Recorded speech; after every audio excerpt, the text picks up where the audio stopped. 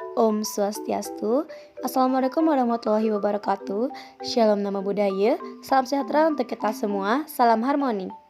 Baik, kami dari kelompok 9 mata kuliah belajar dan pembelajaran akan menjelaskan materi mengenai hakikat pembelajaran.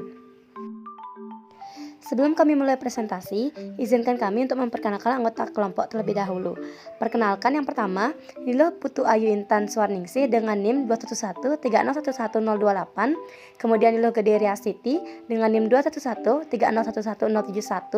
dan yang terakhir saya sendiri yaitu Made Suendriani dengan NIM 213011079. Pada presentasi kali ini, kami akan membahas 4 topik pembahasan, yaitu yang pertama, pengertian pembelajaran, yang kedua, unsur-unsur pembelajaran, yang ketiga, ciri-ciri pembelajaran, dan yang terakhir adalah prinsip-prinsip pembelajaran. Baik, di sini saya akan memaparkan materi mengenai pengertian pembelajaran. Yang pertama yaitu menurut KBBI. Dalam KBBI, penafsiran pembelajaran merupakan proses ataupun cara menjadikan orang maupun makhluk hidup untuk belajar. Selanjutnya yaitu pembelajaran menurut beberapa ahli. Yang pertama yaitu Davey dan Rohler pada tahun 1989. Nah, pembelajaran adalah suatu usaha yang sengaja melibatkan dan menggunakan pengetahuan profesional yang dimiliki guru untuk mencapai tujuan kurikulum. Yang kedua yaitu Gegna dan Briggs pada tahun 1979. Interaction atau pembelajaran adalah suatu sistem yang bertujuan untuk membantu proses belajar siswa, yang berisi serangkaian peristiwa yang dirancang, disusun sedemikian rupa untuk mempengaruhi dan mendukung terjadinya proses belajar yang bersifat internal. Yang ketiga yaitu Shaiful Sagala pada tahun 2009.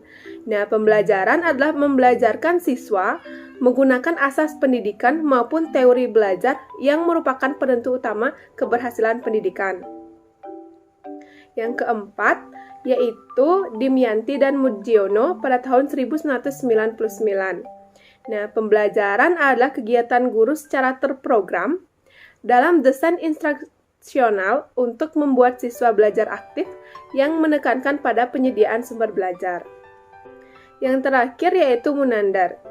Pembelajaran dikondisikan agar mampu mendorong kreativitas anak secara keseluruhan, membuat peserta didik aktif, mencapai tujuan pembelajaran secara efektif, dan berlangsung dalam kondisi yang menyenangkan.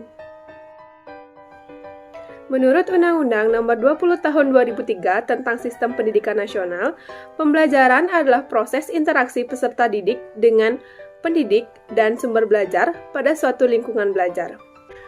Menurut Arif S. Sadiman, pengajaran dan pembelajaran dapat dibedakan pengertiannya. Pengajaran hanya terdapat di dalam konteks guru dan murid di kelas resmi, sedangkan pembelajaran tidak hanya terdapat di dalam konteks guru dan murid di kelas resmi, melainkan meliputi aktivitas belajar mengajar yang tidak dihadiri guru secara fisik. Unsur-unsur pembelajaran. Sebagian panduan yang diberikan oleh Kavold berkaitan dengan ke-6 faktor pendidikan serta penyesuaian dengan metode kerja otak manusia. Yang pertama yaitu lingkungan fisik. Nah, buatlah pengubahan tempat duduk dalam ruang kelas. Yang kedua yaitu lingkungan sosial. Kepada semua siswa, guru harus dapat menetapkan perasaan memiliki. Yang ketiga yaitu penyajian pembelajaran. Buatlah proses pembelajaran dan penemuan dengan sebuah proyek. Yang keempat yaitu konten atau materi pembelajaran. Selalu menekankan arti konten, relevansi, dan manfaatnya.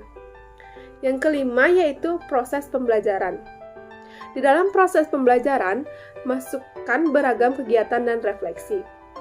Yang terakhir yaitu produk-produk pembelajaran. Nah, berikan tugas-tugas atau pertanyaan-pertanyaan pada level yang lebih tinggi. Baik, di sini saya akan menjelaskan tentang unsur-unsur pembelajaran dinamis. Ada 2, yaitu dinamika siswa dalam belajar dan dinamika guru dalam kegiatan pembelajaran. Unsur-unsur pembelajaran yang bersifat dinamis yang merujuk pada dinamika siswa dalam pembelajaran dapat dilihat dari ranah kognitif, afektif, dan psikomotor. Menurut Bloom, Cradwell, dan Simpson, terdapat 6 jenis perilaku dalam ranah kognitif, yaitu yang pertama, pengetahuan, kedua, pemahaman, ketiga penerapan, keempat analisis, kelima sintesis, dan keenam evaluasi. Yang kedua yaitu menurut Bloom, Cradwell, dan Simpson terdapat 5 jenis perilaku dalam ranah afektif, yaitu yang pertama ada penerimaan, yang kedua partisipasi, yang ketiga penilaian, yang keempat organisasi, dan yang kelima pembentukan pola hidup. Yang ketiga, menurut Bloom, Cradwell, dan Simpson terdapat 7 jenis perilaku dalam ranah psikomotor, yaitu sebagai berikut. Yang pertama persepsi, kedua persiapan, ketiga gerakan terbimbing, keempat gerakan yang terbiasa, yang kelima gerakan kompleks, yang keenam penyesuaian pola gerakan, dan yang ketujuh kreativitas. Yang kedua yaitu dinamika guru dalam kegiatan pembelajaran. Kondisi eksternal yang berpengaruh pada proses pembelajaran yang penting untuk dipersiapkan oleh guru adalah sebagai berikut. Yang pertama bahan belajar, yang kedua suasana belajar, yang ketiga media dan sumber belajar, dan yang keempat guru sebagai subjek pembelajar. Selanjutnya yaitu ciri-ciri kegiatan pembelajaran. Dapat dilihat di slide.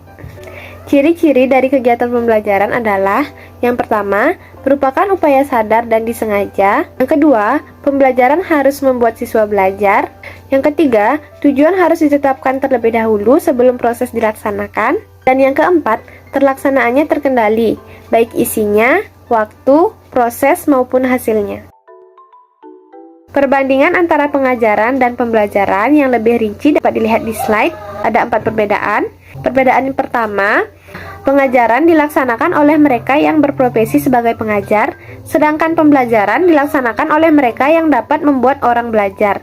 Kemudian perbedaan kedua, pengajaran tujuannya menyampaikan informasi kepada pembelajar, sedangkan pembelajaran tujuannya agar terjadi belajar pada diri siswa atau pembelajar.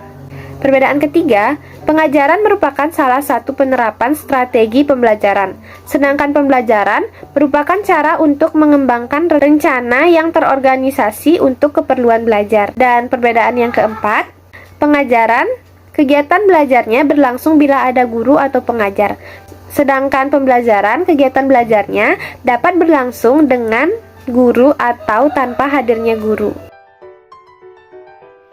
Materi selanjutnya yaitu mengenai prinsip-prinsip pembelajaran. Prinsip-prinsip pembelajaran yang dipaparkan merujuk pada pendapat Gagne dan Alvin Suparman. Adapun prinsip-prinsip pembelajaran yang dikemukakan oleh Gagne dan Alvin Suparman dipaparkan lebih rinci sebagai berikut. Dalam buku Condition of Learning, Gagne pada tahun 1997 mengemukakan 9 prinsip yang dapat dilakukan oleh guru dalam melaksanakan pembelajaran, yaitu sebagai berikut. Yang pertama yaitu menarik perhatian atau gaining attention. Hal yang menimbulkan minat siswa dengan mengemukakan sesuatu yang baru, aneh, kontradiksi, atau kompleks.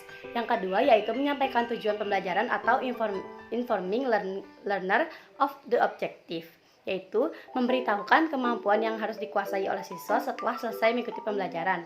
Yang ketiga yaitu mengingatkan konsep atau prinsip yang telah dipelajari atau stimulating recall or prior learning, yaitu merangsang ingatan tentang pengetahuan yang telah dipelajari yang menjadi prasyarat untuk mempelajari materi yang baru.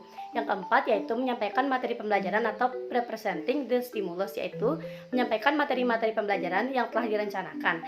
Yang kelima yaitu memberikan bimbingan belajar atau providing learner guidance, yaitu memberikan pertanyaan-pertanyaan yang membimbing proses atau alur berpikir siswa agar memiliki pemahaman yang lebih baik. Yang keenam yaitu memperoleh kinerja atau penampilan siswa elective performance, yaitu siswa diminta untuk menunjukkan apa yang telah mereka pelajari dan penguasaannya terhadap materi. Yang ketujuh yaitu memberikan balikan atau providing feedback, yaitu memberitahu seberapa jauh ketepatan performance siswa. Yang kedelapan yaitu menilai hasil belajar atau assessing performance, yaitu memberitahukan tes atau tugas untuk mengetahui seberapa jauh siswa menguasai tujuan pembelajaran. Yang kesembilan yaitu memperkuat retensi dan transfer belajar, yaitu enhancing retention and transfer, yaitu merangsang kemampuan mengingat-ingat dan mentransfer dengan memberikan rangkuman, mengadakan review, atau mempraktikkan apa yang telah dipelajari. Selanjutnya, ada beberapa prinsip yang dikemukakan oleh Alvin Suparman dengan mengadaptasi pemikiran Fieldback tahun 1974, yaitu sebagai berikut. Yang pertama, respon-respon baru atau new response diulangi sebagai akibat dari respon yang terjadi sebelumnya. Yang kedua yaitu perilaku tidak hanya dikontrol oleh akibat dari respons, tapi juga di bawah pengaruh kondisi atau tanda-tanda yang ada di lingkungan siswa.